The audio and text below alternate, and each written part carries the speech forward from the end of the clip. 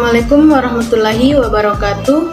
Perkenalkan, nama saya Irahani dengan NIM F0612111021 dari Departemen Ilmu Sejarah Fakultas Ilmu Budaya. Di sini saya akan memaparkan materi mengenai revolusi industri transformasi masyarakat. Revolusi industri muncul pertama kali di Eropa Barat karena pada bagian kawasan tersebut terdapat kekayaan yang tersebar luas di kalangan masyarakat dengan akumulasi yang didukung oleh perluasan perdagangan yang cepat baik di luar negeri maupun di daratan. Selain itu, terdapat juga populasi dan produktivitas pertanian yang memicu munculnya industrialisasi, serta populasi Eropa yang besar membuat adanya tenaga kerja bagi industri.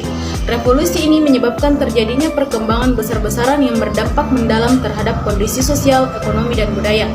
Pikiran dan akal rasional serta zaman Renaissance juga memicu terjadinya revolusi industri ini.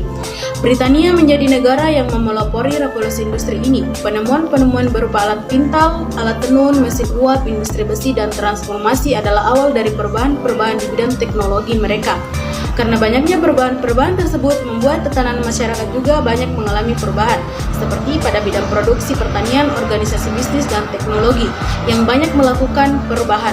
Tak hanya itu, perubahan juga terjadi pada struktur sosial yang dimana pada era revolusi industri ini banyak melibatkan golongan iman, bangsawan, dan orang biasa, termasuk kaum borjuis, sebutan untuk masyarakat kelas menengah seperti bankir, pemilik pabrik dan tambang, dan saudagar mengalami perubahan pada tatanan struktur sosial.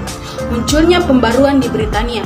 Negara Britania merupakan negara yang paling bebas yang ada di Eropa, seperti jauh dari demokratis. Pada negara tersebut terdapat sistem konstitusional yang dimana kekuasaan raja dan negara dibatasi dan didominasi oleh para bangsawan, seperti pada para bangsawan yang memiliki tanah berkuasa pada serta mengendalikan dewan bangsawan serta dewan rakyat. Dalam hal inilah membuat para rakyat di kalangan kelas menengah tidak bisa memberikan suara. Hal inilah membuat para anggota parlemen untuk melakukan pembaruan di negara Britania. Pembaruan ini berpusat pada perluasan hak memilih dan pemberian hak untuk memilih dan pemberian hak untuk suara.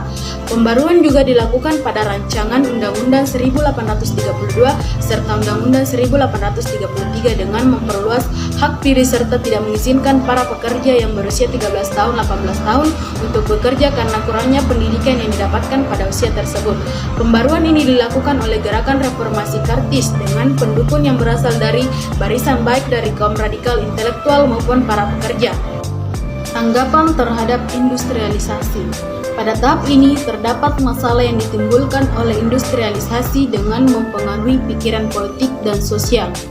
Dalam hal inilah muncul beberapa tanggapan dari para kelompok seperti 1. Liberalisme, yaitu beranggapan bahwa ekonomi negara harus dijalankan sesuai dengan hukum-hukum alam daripada perintah-perintah penguasa.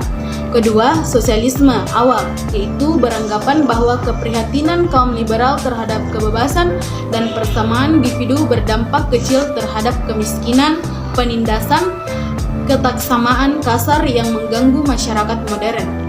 Dalam hal ini juga muncul beberapa tanggapan dari tokoh seperti Saint-Simon, yaitu beranggapan bahwa kejadian tersebut persis seperti halnya agama Kristen yang telah memberikan kesatuan sosial dan kestabilan selama abad pertengahan, begitu pula pengetahuan ilmiah. Kemudian ada tokoh Fourier, yaitu beranggapan perkawinan melencengkan sifat dasar dari pria maupun wanita. Kemudian Owen beranggapan bahwa lingkungan adalah pembentuk karakter yang utama. Nah, industrialisme dalam perspektif yaitu dengan adanya revolusi industri dapat membuat modernkan Eropa serta mengubah setiap segi masyarakat.